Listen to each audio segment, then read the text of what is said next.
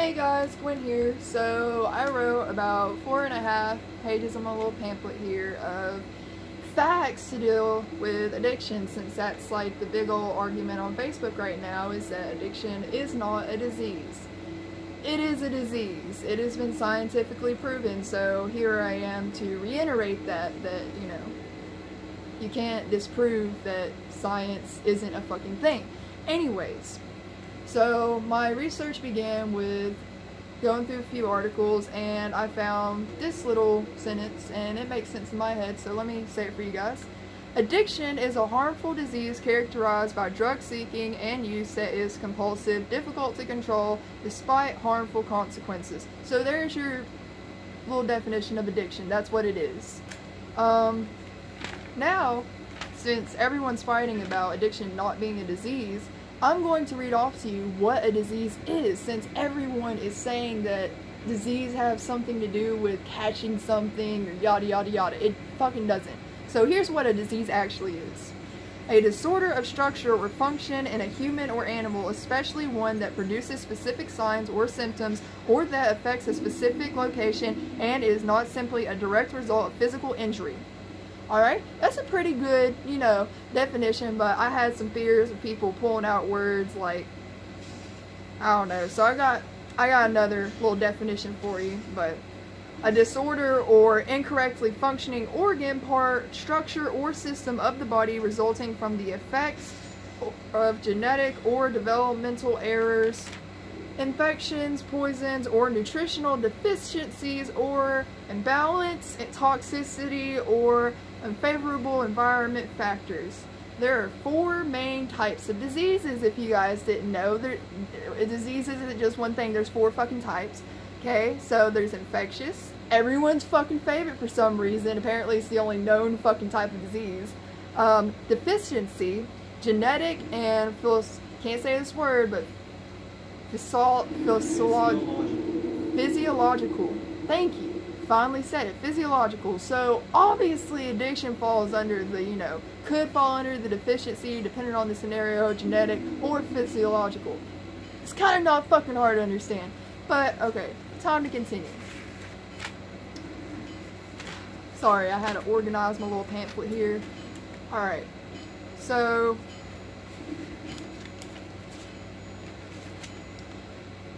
okay, now it said in that little, you know, definition that there had to be a location, yada yada yada. Addiction has a location. It's in the brain. Here are the 3 main parts of the brain that it affects: the cortex, the limbic system, and the brainstem.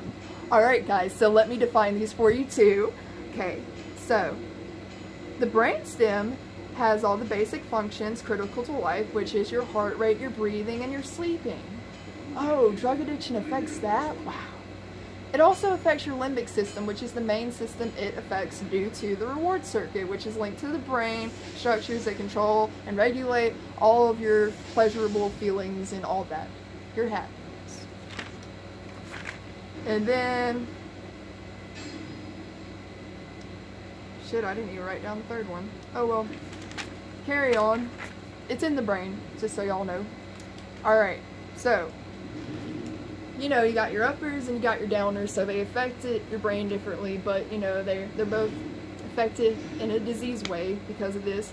Marijuana activates neurons, and the reason why it can activate neurons is because its structure mimics a transmitter, aka dopamine. It mimics that, while meth and coke release neurotransmitters or prevents the normal recycling it creates and greatly amplifies the message in the brain, disrupting communication channels. Alright, so we got that. That's what it does. Basically, you got these receptors and you got these transmitters, and you got the transmitters screaming, you got the receptors going deaf because transmitters are screaming. That's how I was explained to it in rehab. But there was a scientific explanation for you, if you know, can't understand my way of learning it through, you know, the actual experience.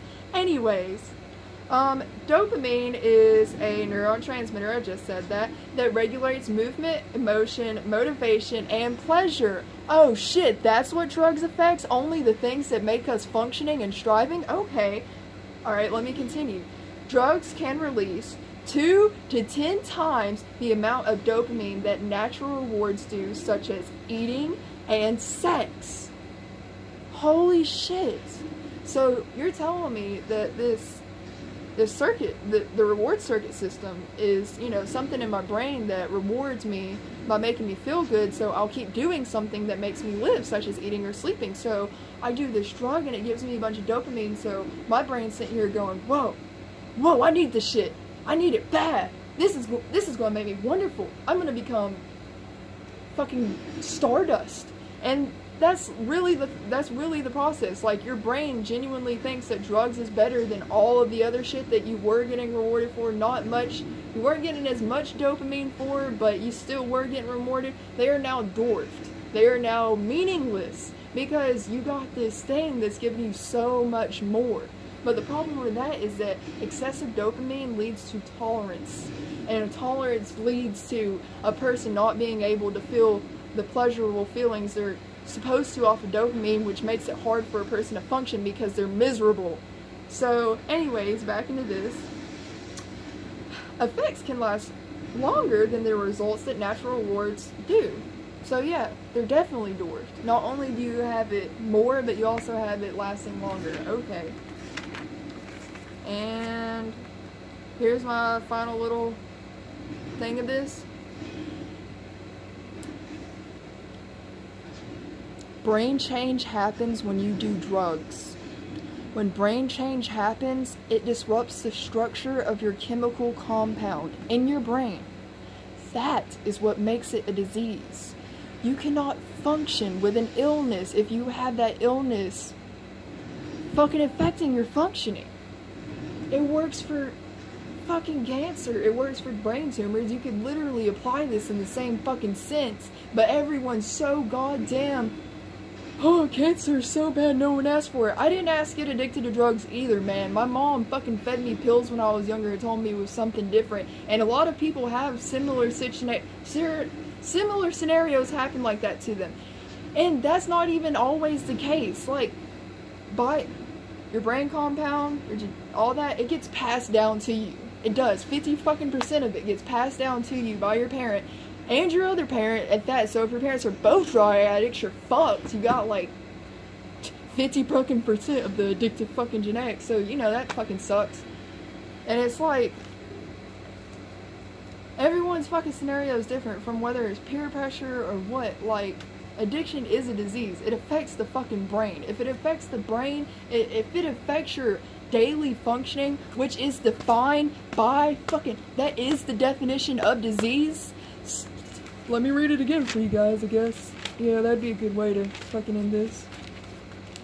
A disease, a disorder of structure or functioning in a human or animal in the brain, especially one that produces specific signs or symptoms of that affect a specific location and is not simply a result of injury like getting punched in the face or some shit, a physical injury. Or a disorder or incorrectly functioning organ, part, structure, or system of the body resulting from the effect of genetic or developmental errors, infections, poisons, or nutritional deficiencies, or unfavorable environmental factors. I don't know how in the fuck else to explain to you people that it is by science, by definition. We have definitions and labels intake for this world for a reason. It is for our understanding. That is the purpose of labels and definition, for our better understanding. A disease is a disease. Addiction is a fucking disease by definition because of the chemical compounds in your brain. If you cannot fathom that, unblock me, unfriend me, get me out of your life, never see my face again, because I am tired of seeing all of you fucks on my Facebook and I'm tired of having you in my life. Please go away. Bye.